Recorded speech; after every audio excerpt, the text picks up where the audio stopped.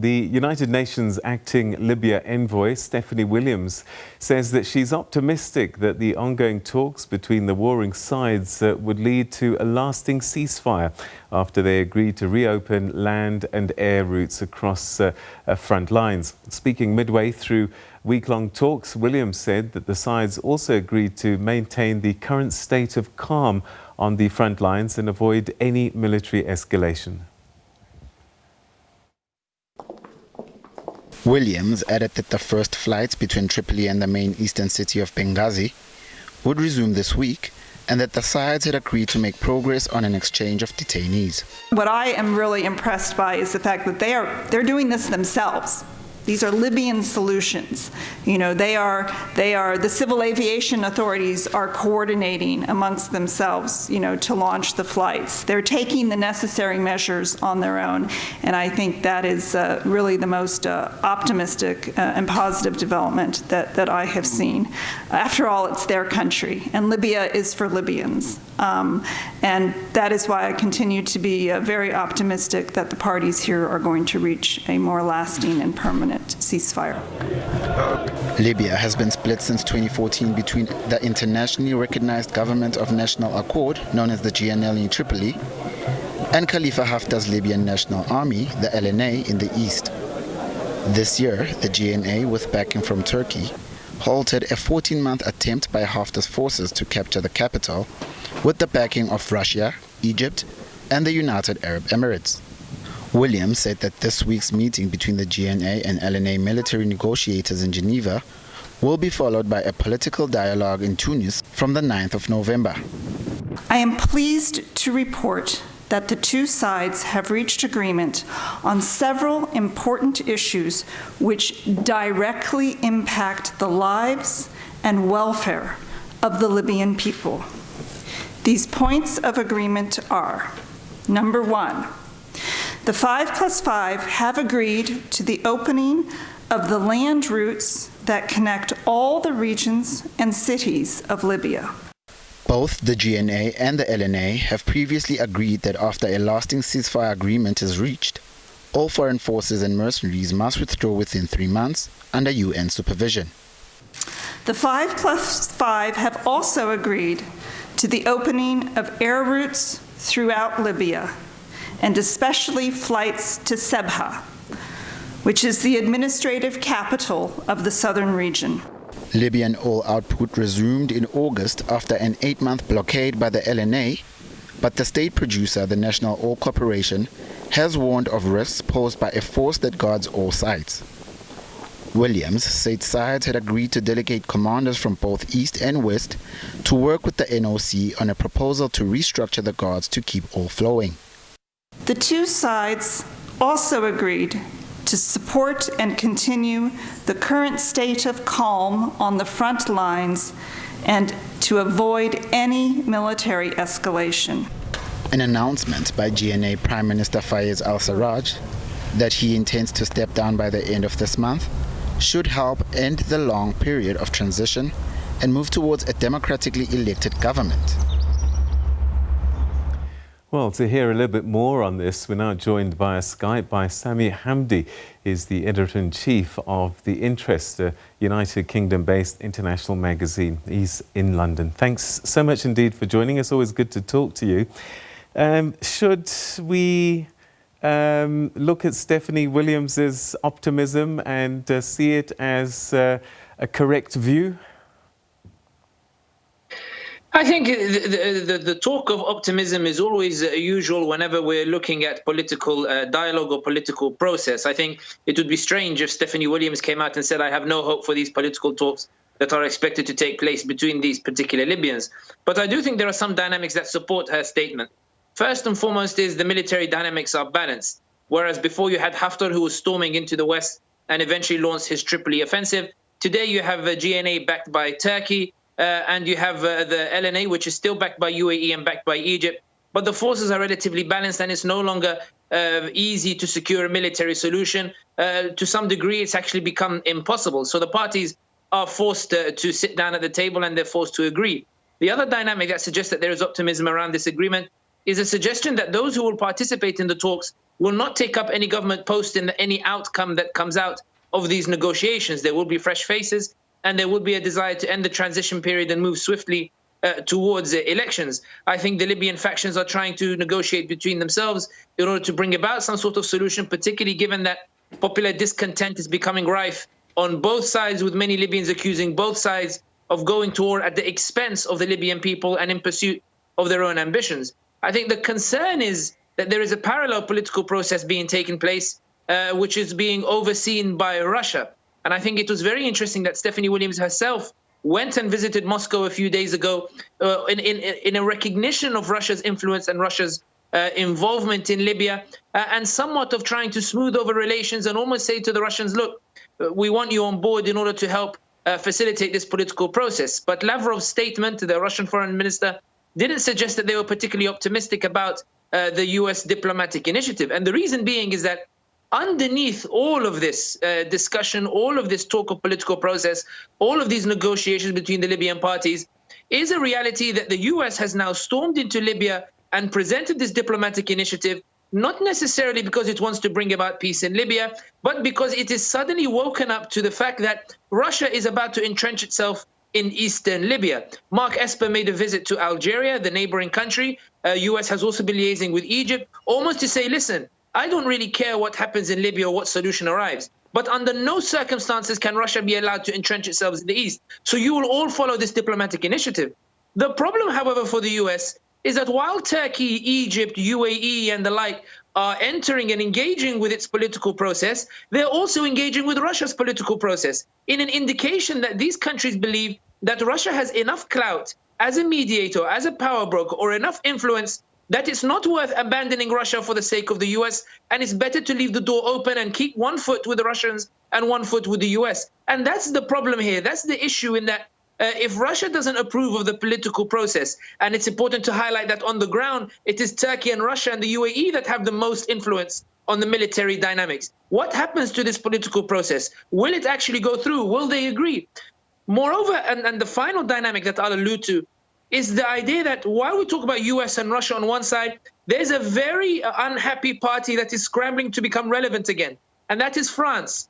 France, which supported Haftar, which believes that Libya is an area that it should be heavily involved in. France believes that it's been sidelined, and France is now trying to jeopardize the US-led political process and the Russia-led political process. When US Defense Secretary visited Algeria, France sent its foreign minister to Algeria almost to say, listen, come, let's talk about it ourselves. Why doesn't Paris host it instead of Tunisia hosting it? The same way with Egypt. And if you look at Egyptian and Turkish commentators, two opposite sides of the spectrum, both appear to agree that France is trying to scupper these talks in order for it to become the leader in brokering these negotiations. And France has a power card it can play if it becomes really flustered and really angry, which is what we're seeing in the hyped up rhetoric of Macron, which is Haftar, which is engaging Haftar and supporting Haftar once more and convincing him to upend the entire political process and launch a new offensive, either to take Sirte or the like, and plunge the country back into war.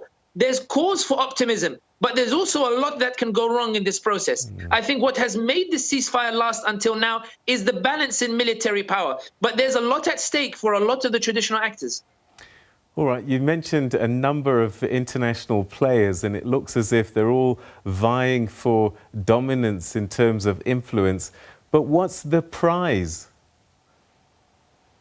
The prize is Libya has a long stretch of coast on the Mediterranean, which is the scene of a fierce jostling for control and influence. Turkey and Greece are arguing fiercely about it. EU are especially concerned over the migrant crisis and over access to gas resources that Turkey is asserting that it has a right to. We see in Cyprus, there's a pro-Turkey candidate who won in northern Cyprus, which is entrenching the divisions there. So that long coast of the Mediterranean, whoever's in control of it will have a lot of influence over shipping routes, maritime routes, and access to resources. Turkey signed a maritime agreement with Libya, which was controversial, but that maritime agreement allowed Turkey to assert itself and secure access to resources and secure access to significant territory under international law. The second aspect is that Libya geographically, as an oil producer, it's a geostrategic country, it's a large country, in Africa as well. Anybody who has influence over Libya will naturally be able to dictate what happens to that oil and have access to those proceeds. Turkish companies are storming in to the economy in the western side, infrastructure contracts, oil contracts, naval bases, military bases, and the like. So Libya essentially now is up for grabs, and everybody is trying to take as much as they can. It's an important country. It's a very strategic country, and that's why it's a very valuable prize for everybody to go after. All right, so we keep talking about the two sides, the warring sides, 5+5. Is everybody that needs to be sitting at the table at the table? That's actually a very good question, and that's the controversy about what's actually going on. The previous negotiations have always been criticized in that they did not invite, according to many Libyans, the correct parties, whether it's the tribal leaders were neglected, or Haftar was not at the table, or Haftar was at the table when he shouldn't be, or Aguila Saleh wasn't there when he should have been there. I think this time there's a concerted effort in order to try to bring together all of the power brokers in Libya. And I think even Haftar is begrudgingly engaging with the political process because it's his chance of remaining relevant is becoming quite difficult. But I think the real problem is what I alluded to earlier, in that there is popular discontent on both sides.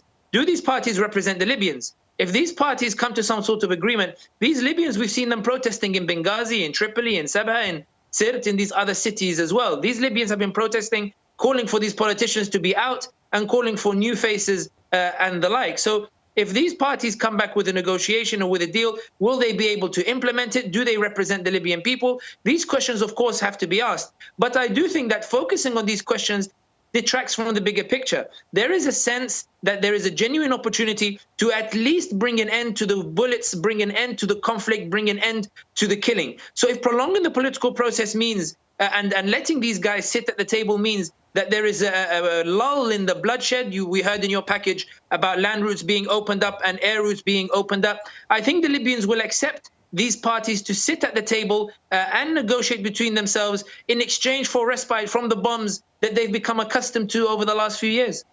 How significant is the opening of these roads and air routes? I'm not entirely sure. It's one thing to say they're being opened. It's another thing for them actually to be opened and for them to be able to proceed without any harassment. And it's important to note that the UN is very keen to present tangible developments and tangible outcomes to suggest that it's actually making progress. So I think focusing on this in particular, it's difficult to gauge how significant it is. Because if you're a Libyan who's sitting in Tripoli, you're not about to jump in a car and go to Benghazi tomorrow, given that there are forces still on either side of Sirte ready to engage in battle once more if this political process breaks down. I think it's valuable as a media PR issue in that, as we saw in your package, Stephanie Williams saying, both parties have agreed, it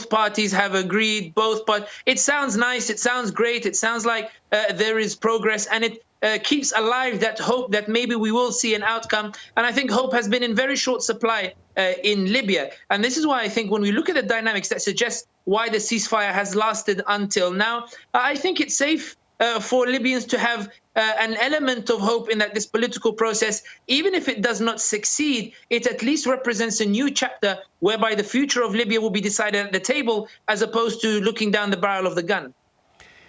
Let's talk then about the Saraj factor. We spoke about this a few weeks ago. We weren't quite sure what impact it would have and whether it was strategic or what was going on. The weeks have gone by now. What are your thoughts about Saraj's resignation and imminent departure in the scheme of things? Since Saraj announced his resignation, the jostling in Tripoli and amongst the GNA factions has intensified.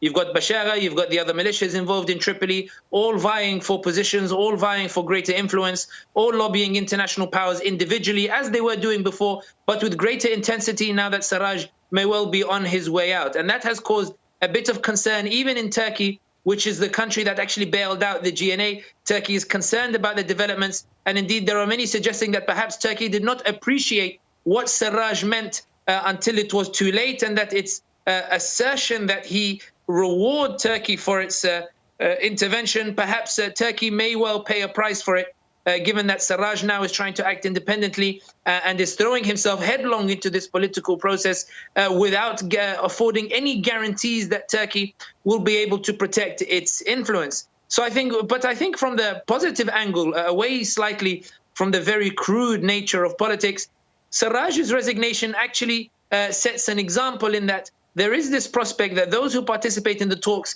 are doing so knowing that they will not play a role in the future of Libya, that they have led the transition period and they are going to step aside. And I think Saraj sitting on the table with everybody knowing that he's going to resign may well be seen as a gesture of goodwill, may well encourage the other parties to take the negotiation seriously, given that Saraj is saying, look, I'm negotiating good faith. It's not in my own interest. I'm leaving anyway at the end of this. So let's take this talk seriously. In other words, it encourages the parties to actually come up with a framework because it opens up a new competition. So if Saraj is stepping down, there's a position vacant that everybody can compete for. Saraj is saying, come and compete for this position in a framework that doesn't involve the gun. Saraj may not well be thinking this, but this is the effect that it could possibly have on the negotiation. So it's a bit of a double-edged sword.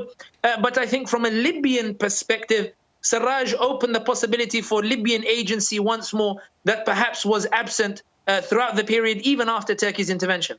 Sami Hamdi, we're going to have to leave it there, unfortunately, but thanks so much indeed, as always, for your significant insights in the situation in Libya. Chat to you again soon.